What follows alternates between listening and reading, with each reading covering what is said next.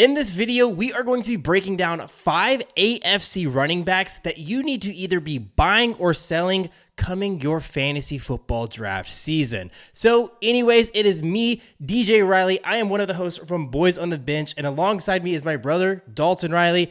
Let's go ahead and get this started.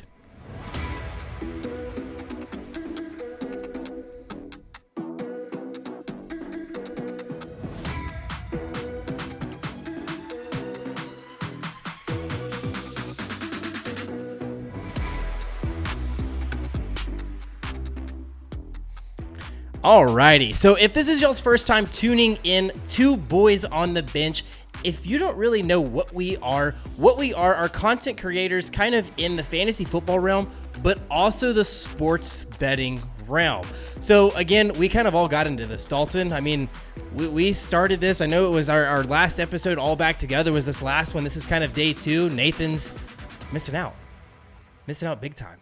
Yeah, he is. It's all right. We were going to enjoy this time without him. We're going to tell him how fun it was. And you know what? It is what it is, but he'll be back. So we're excited to have him back here soon. Yeah. But in the meantime, we're going to have some fun, right? So exactly. Drop some comments below. Let Nathan know how much he's missed out on this episode. You know, he's sick right now. He's actually not doing well in terms of just like feeling ill, but he's doing okay. He'll be back on the road to recovery. So anyways, though, let him know in the comments how much he's missed out on this. But let's go ahead and jump into these. Before we jump into these running backs, actually, what I wanted to do, again, as I mentioned, we are a sports betting channel as well, and what we use is Daily Grind Fantasy. Now, the thing with Boys on the Bench, the three of us have our own jobs 9 to 5 where we work. We don't necessarily have the time to do all of this in-depth research, but what we did find is a tool that does help us, and that's Daily Grind Fantasy. Now, if you do at the bottom see that you can use the code BENCH to get 25% off of your first month, and guys, I'm telling you, if I didn't believe in this tool, I wouldn't be promoting it. Me and Dalton, matter of fact, yesterday, we both placed a play on Prize Picks from the AI-generated slip. Aaron Judge, we needed him. He was the last leg of the parlay. We were 4 out of 4, needing 5 out of 5 for that 10x multiplier on Prize Picks. Aaron Judge needed him to go under 2.5 hits plus runs plus RBIs. The guy ended up having 3 strikeouts and a pop out in that game. Cashed me and Dalton out for 10x. Him and me both tailed that one. It was an absolute thriller. And the thing is that really, if you go here, that is the beauty of this, is if you look at their tools, they have this AI-generated slip generator. Now, it is the MLB season, so they don't necessarily have the best plays on here, but you can see that they actually do have a AI-generated slip for you here. And guys, this is as simple as it is. All you have to do is hit this bet on Prize Picks button, and we are rocking and rolling. Everything is set for us, and now we're good to go. It goes ahead and creates the slip for us, and that's kind of all that we have to do. It creates it. We're rocking and rolling. That's all we got to do. But that's enough of that. By the time y'all see this bet is probably not there because we do have to go into the editing and everything of this, but I'm just letting you know, this is as simple as it is. If you are struggling to do all of this extensive research, get a tool like Daily Grind Fantasy, use our code BENCH to get 25% off of your first month. Now, anyways, though, what we are going to be doing, like I had mentioned before, is talking about these buy or sell running backs. The first running back that I have for you today is this Tony Pollard running back option here. Now, Dalton, I do want to kick it to you. We do have Tony Pollard. Now, I knew AFC quarterback or running back, my bad, right? Previously played for the Cowboys. Now he has went over to the Tennessee Titans in free agency. What are you doing here? We see his ADP is at 103, making him running back number 29. And this is in PPR leagues. We are not looking at standard leagues. We are looking at PPR leagues. But Dalton, what are you taking here? Buy or sell? And I'm glad you said PPR, because if it's a PPR league, guys, I'm taking him as a buy. Especially where he's coming at with his current ADP and his position rank of 29. Tony Pollard has just been consistently showing that he is a big play type of athlete, and he's demonstrated that time after time after time, especially after Ezekiel Elliott left the Cowboys. So whether it's through long runs or catching passes out of the backfield, he's just so dynamic, and that's what makes him great. So I'm excited with him being there in Tennessee, especially now that Derrick Henry's out of there. I just like that's going to open it up for him to be that pass catching back and the running back that that Derrick Henry didn't necessarily provide at that position. I mean, he was such a hard-nosed runner. He had great hands too, but I feel like he's a lot more dynamic than Derrick Henry was. And now that gap is there, it's a big shoes to fill. But I think with his skill set, I think it's still going to be great. So being available at an ADP of 103 makes Pollard an excellent value. His potential to outperform his draft position just provides a high return on his investment.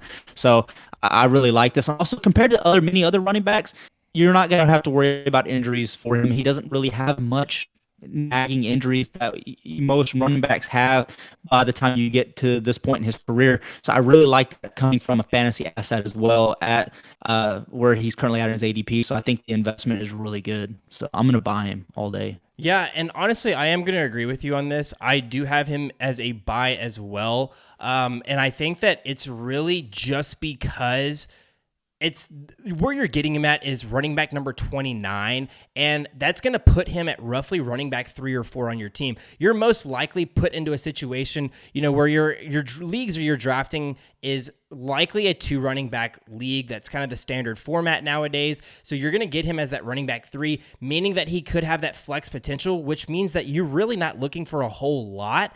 But, depending obviously on how the rest of your draft goes, that's kind of where you're at. But where he's at running back number 29, I like it. Because again, if you see down here in your bottom left screen, the next couple running backs that are on this list are Brian Robinson Jr. for the Washington Commanders, who they just saw Austin Eckler come into that offense. He's now going to be running back 2. His reps are going to take a massive hit, whereas he was a running back 1 for Washington last year, and now we're not really sure what that's going to look like. Tony Pollard is night and day above that, right? Yes, the player under that at 108 on your screen as well, the last player, Tajay Spears, I expect them to split reps, but I think that this Tennessee offense has moved a lot in the direction of a pass-heavy offense. They've added Calvin Ridley. They already have DeAndre Hopkins. I think that they're trying to build around Will Levis and this team to be a little bit more pass-happy, which is only going to really prove well for Tony Pollard. So I definitely am going to be a buy here as well.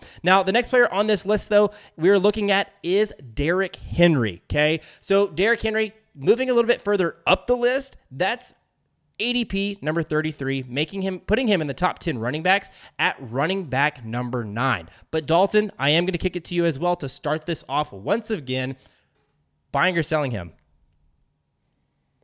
So, guys, I feel really bad saying this because I did sell him. The last time we did this a year ago, I said sell, and I regretted that. However, I do know that if I keep saying sell year after year after year, eventually I'm going to be right. So, again, I'm going to go with sell just because I think Derrick Henry has just been one of the most utilized running backs in the league. While this has made him a fantasy superstar like we've seen and we've come to grow and just been a household name, I just feel like as many carries he's had, it's going to lead to wear and tear eventually and increase his risk of injury and decrease his performance. And it's just a matter of time.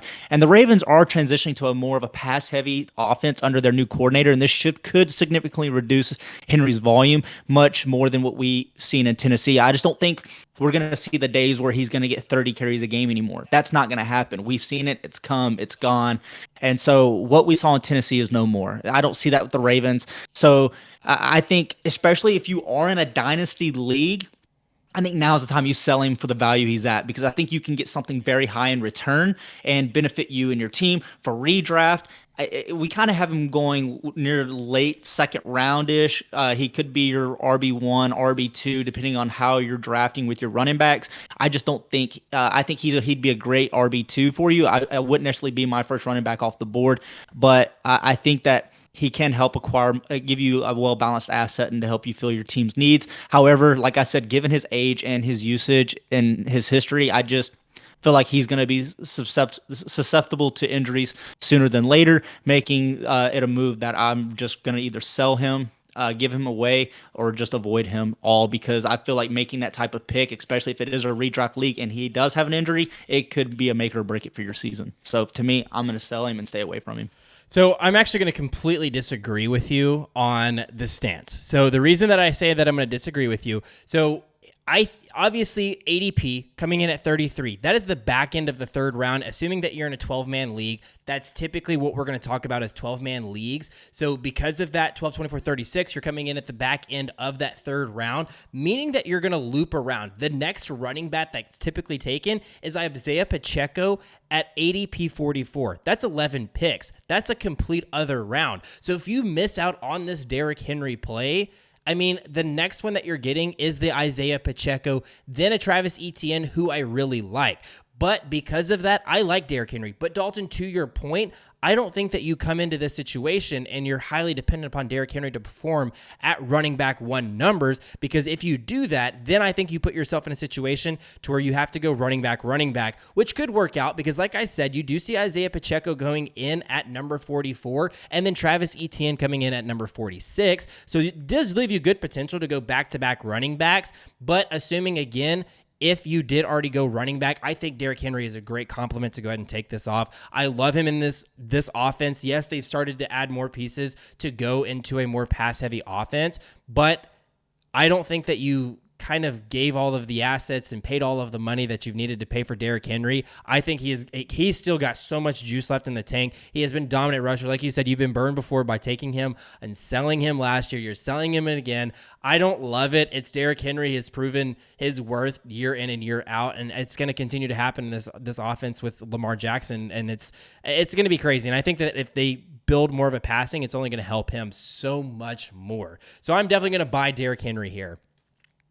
But I think we can all agree here on this, though, like, this is not the year to take Derrick Henry in the first round. Those days are gone. I think we can agree on that, right? Right. So don't be that guy that's going to go and draft Derrick Henry in the first round, because you can't draft based on the previous years. It's a new year.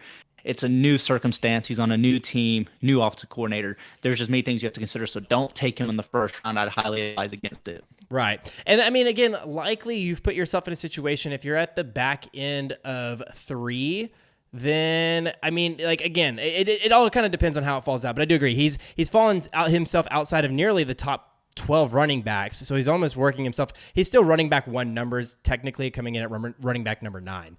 But anyways, let's move on to the next AFC running back that I have for you. And that is Rhamondre Stevenson for the New England Patriots. We just saw him sign his deal to return there, or extension to return there, to the New England Patriots. So we know now that they are financially committed to him. Does that mean anything to you? Are you buying or are you selling Rhamondre Stevenson? For me, I am absolutely buying this. I looking at his ADP of 80, I believe that's like middle 6th round if you're in a 12-man league. So I love it. I mean, RB19, Rhamondre Stevenson, guys. If we looked at him this season and what he's done, he has made such a huge impact, and I feel like he's going to be another vital key piece of these Patriots, especially considering the fact that they've had other key backs that have left, and I just think he'll see more carries and more targets to come. Stevenson, especially on a team that is missing their identity right now, I think that Rhamondre Stevenson is really their true identity on this team. I mean, his skills as a receiver out of the backfield make him valuable in PPRs leagues, and his dual threat capability. I mean, he just runs hard like a Derrick Henry, but he catches like a Tony Pollard. I think he's just so good at everything he does. I just think he can produce big fantasy performances when given the opportunity, and his combination of power and his agility just gets him those touchdown opportunities and the yardage in between. So I think that as the Patriots continue to try to stabilize their offense and what they have, I think Stevenson's going to be the focal point here. So I'm expecting him to have lots of volume and scoring chances based on what he's going to be given, based on what we've seen last year. So I'm definitely taking this as a 6th-round running back. If I've already got one running back and I load up heavy on wide receivers, this is somebody that I'm going to take in the 6th round 100%, because I think he will definitely surpass his ADP. We've seen it in what he's been able to do, and I think he'll easily do that this year. There's not much competition there. Yeah, and I get it, but I'm actually, again, going to go in opposition of you. I love the ceiling, and this time last year, I bought Rhamondre Stevenson. But now, in fact, I've actually am selling him this year because of how much he underperformed. I know that it was a Mac Jones-led offense, and Mac Jones had his own problems with that entire offense. I get it, but it's still so hard for me to believe in Rhamondre Stevenson. If we look at the 2 running backs currently listed under him, Aaron Jones, Zamir White. right? Aaron Jones, 2 places under him. Zamir White, 5 places under him. I feel much more confident taking Aaron Jones. That team is going to be, I feel like, dump off heavy, right? That Minnesota team is going to be dump off heavy. No more Kirk Cousins. Because of that, I have more confidence. I am a Green Bay Packers fan. I know how Aaron Jones is. I love him as a player. I love him as a dog. He's going to outperform Rhamondre Stevenson, and I can say that with full confidence this year. Zamir White has so much upside. Again, we've seen him. He's in that another situation with that Las Vegas Raiders team where we don't really know what's going to go up. And I think that, again, we see a lot of dump offs. And you can make the same argument for Rhamondre Stevenson, but we saw how he performed in that offense last year. And it's just really, it left a bad taste in my mouth. So because of that, right now, I feel more comfortable taking, right, Aaron Jones, Zamir White. Quarterback play, I may even take Kyler Murray here, was 1 spot under him as well. So I do think that Rhamondre Stevenson should have been dropped down probably a couple spots on his ADP list, but I do get why people are taking him here. His ceiling is very high. They're hoping that last year was just an outlier season and then that they can kind of move on forward going into this season, right? I'm just not all there. I'm selling him on this, right? But Go ahead. And I think one thing too, I want to bring up, I want to talk about with Stevenson, just to kind of back up my claim too, is it's a 6th-round pick. I just don't see how you're going to – I mean, he has every potential to be a bell cow back, and there's not very many waiting that deep into the 6th round. So, again, do with that what you know. I just feel like him having that capability and the size and just the volume that he can get in the passing game, I feel like the reward is a lot higher than the risk for me, and that's why I'm going to take him in the 6th if he's there, just because I know that he has potential to be a top like a 3rd round pick that you're getting in the 6th, just because of the volume he can get, considering that who he's there to compete with is nobody. I mean, really, it's zilch. I mean, he is the only running back that's really there, and the targets he can get in the passing game and what he can do in the running game. I mean, you could look at 20 carries, 20 touches a game alone just on the ground, with another 5 or 6 through the air and targets. So I just feel like that's great for a 6th round pick, based on what you're getting there in that area. So no, I mean, other than the big.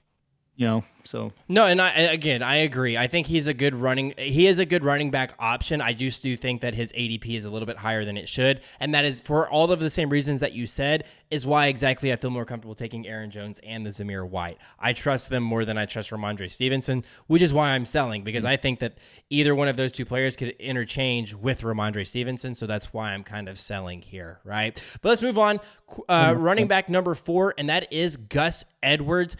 Now was previously for the Baltimore Ravens, but he is now with the Los Angeles Chargers. We did see this Los Angeles Chargers team, as I had mentioned before, move on from Austin Eckler.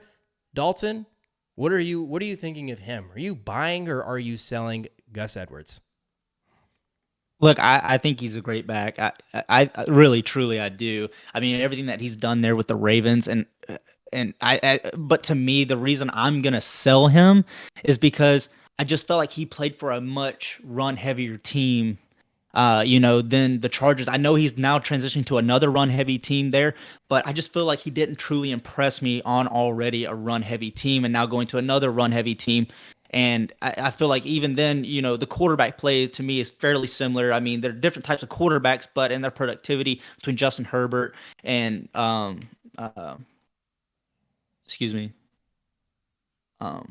the running back for the Ravens, or quarterback for the Ravens, Lamar Jackson. Sorry, total. Yeah, so I just feel like the quarterback play is very different, but I feel like the productivity and the fantasy output's fairly similar. I just feel like the scenarios it's like he's walking right in to a very similar situation there with the Chargers, and so to me, the only difference is I feel like he is coming into a very crowded Chargers backfield, sharing touches with multiple other backs. I mean, this situation limits his ability to see a consistent volume in carries and targets. And I just, don't think he's going to be involved much in the passing game as well either. Even if he does get some opportunities, the volume might not be enough to make him really a reliable weekly starter for me. His usage is likely going to be sporadic just with the other running backs that are there. And just them being a run-heavy team, I'd imagine they're going to split carries on the ground and pound game as well. So at his ADP, there are other running backs available who also have favorable situations, and investing in those players with clearer paths to touches can lead to more consistent fantasy production. So I'm just not there. Also, he has a history of injuries, like I was saying. So to me, it's a risky investment. So I'm just going to stay away from it. So to me, I'm selling him at his current ADP. I'm going to fall back. Dalton, we are in disagreement one more time. Again, I am actually, I'm actually going to buy Gus Edwards here. And the reason, though, that I am going to buy him is he has shown that he can perform in anybody's leave of absence, right? Like you mentioned, we saw how he stepped up when Derrick Henry was out with his injuries, whatever else, and he comes in and he figures it out. I think there's a reason that Harbaugh does like, this is my guy. This is who I need in my offense, someone with that veteran experience. I do think, though, that they are going to split reps. That's why I do feel comfortable taking him here, because I think soon enough, those first couple weeks, I would not feel comfortable starting him. I think that is a huge and a massive risk, unless obviously you have all of these injuries, then we can kind of hash things out. But assuming that your entire lineup is healthy, I don't know if I entirely trust starting Gus Edwards, but I think that looking at this lineup and this depth chart, they're missing a lot of playmakers. They don't have a ton of playmakers on this team. They got rid of their top 3 playmakers, Keenan Allen, Mike Williams, and Austin Eckler. Gus Edwards is coming in, and now he's automatically one of the better ball handlers on the team, right? He's the guy that's going to score. His red zone touches are going to be a lot, right? And I think that just because of that potential, who knows, maybe week 4 or 5, we start to see his snap usage, his touches go up and up and up because this team is struggling. Yes, I do think that this team is going to play from behind quite a bit, which, I mean, could be good. I know that he's not necessarily a receiving back type, but he does have that ability. I just love his ceiling. I think that, again, he's on a depleted offense. So someone's got to get the ball. All the other top 3 players from last year are not there this year. He's entering this depleted offense. Someone's got to give him the ball. He's easily one of your best ball handlers. I just love it. I love this spot for him. 125, running back number 38. He's going to be on your bench. But again, I think that his potential to move up and be in a flex position some weeks is actually really good for us. So I love him there.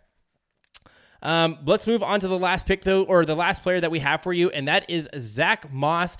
Now on the Cincinnati Bengals. We did see the Cincinnati Bengals move on from Joe Mixon, sending him to the Houston Texans, opening up kind of their spot, right? So anyways, with that, Zack Moss, we saw him come in. He is projected to be their running back 1, which is kind of why he's inside of the top 100 at ADP, going at number 95, making him running back number 27. So Dalton, where are you taking Zack Moss? Are you taking the buy or are you taking the sell? Unfortunately for me, this is another one I'm going to take the sell on. I just think the Bengals offense, they just rely out too heavily on their passing game, and they have such a talented receiving core there, and their offensive strategy limits the number of rushing attempts and targets available for running backs like Zack Moss. I do know that Zack Moss also can be a catching back, passing back, just like we saw in Indianapolis just behind Jonathan Taylor. It is nice that Moss is going to be coming in to be one of the top running backs there for the Bengals. However, he has to establish himself as a reliable fantasy contributor. His performances have been inconsistent, making it challenging to depend on him for steady fantasy points. But his role in the Bengals offense is unclear, especially with the presence of other backs that we've seen there with Brown. And this uncertainty makes it difficult to project his workload and fantasy output. I just feel like there's too many unknown variables there. I do know that he has the ability, like I said, to be the number 1 clear-cut back there. But I also do know that Zack Moss will likely take on a more of a passing back role. That's my gut feeling, considering what we've seen in Chase Brown and other running backs that are still there. However, with that being said, it being more of a passing, catching back, I just feel like they have other viable options in the passing game that Joe Burrow really likes to throw to. I mean, we've seen Joe Mixon come in and get his fair share of catching opportunities and be a passing back, but at most, I just feel like he's going to get no more than 4 targets a game, and what he does with those touches really is going to make or break for me. So I just feel like there's other promising options available around his ADP, and players with more defined roles and higher potential for touches that should be more prioritized over Moss. Right, and I honestly couldn't have said that any better. I don't really know what to expect of him in this offense. I think that they're going to they're going to lead on him to probably get the season started. So just to kind of give that rookie a little bit, or not rookie, he's coming into his second year. But anyways, I think that they're going to start to lean on Zack Moss for a little bit, and then they're going to start to kind of wean him out just because, yes, he is a little bit older. This is now his third team in 3 years. He's just bouncing around quite a bit. But I think, again, like you're saying, though, that the people under him, we see Dak Prescott as one person immediately under him. I like Raheem Mostert back in this Miami offense. He's due for a lot of regression. I don't think Mostert is going to have the same season that he's had this last year. But then even Jordan Love, if you're looking for your quarterback, this is a great opportunity to get him. Zack Moss is entirely a big risk to be taking within the top 100 of ADP. So because of that, Dalton, I do agree with you. I am going to sell here as well. So anyways, though, guys, these are our top 5 or our 5 running backs that we kind of discussed, whether we're buying or selling. We would love to know your opinions on these as well. Let us know in the comments below. If you like this content, also make sure you drop a like. If you are not subscribed to this channel as well, make sure you hit that subscribe button as well. Everything helps this channel grow. Thank you so much for helping us get above 1,000 subscribers. Having that 4-digit mark, that is so nice. That's fantastic. Thank you all so much for everything. Dalton, you have any last words for the people listening? No, it's a pleasure, man. I'm excited to be back. Let's go ahead and tell Nathan about the great time we had. We miss our boy. Hope he gets to feeling better. And also spread awareness of Derrick Henry. Don't let him get drafted in the first round. Come on, guys. Dalton, you are so wrong. Anyways, though, we'll talk about this off camera. See y'all later.